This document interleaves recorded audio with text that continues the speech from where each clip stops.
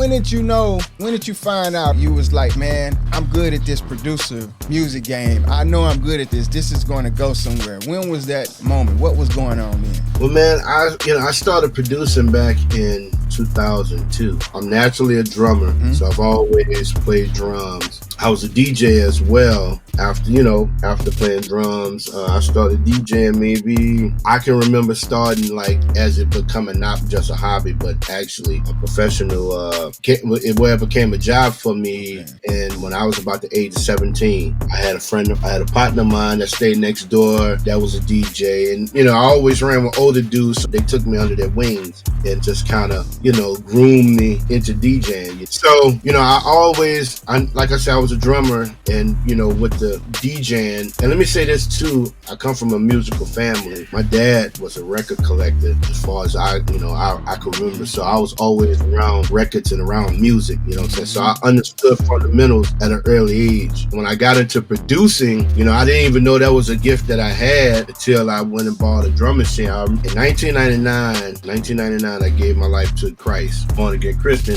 so I stopped DJing for a while and stuff. Well, yeah, I stopped DJing altogether. But, there's always still musically inclined. So there's some brothers at my church that were rappers and stuff. And then what had happened, two of the brothers who were rappers, but they had another dude at the church that made beats. He had a Triton. He had that 61 key Triton, which was the go-to in, around 2000s, you know what I'm saying? I was always be telling this dude, man, you need to get with them dudes, man, make some beats. But he just kept on making up all these excuses not to. So I remember going to a pawn shop one day and buying this, I seen this Yamaha. It was a rhythm programmer. It wasn't even nothing really solid, it was Yamaha RY22 drum machine, just some kick snare and all that stuff.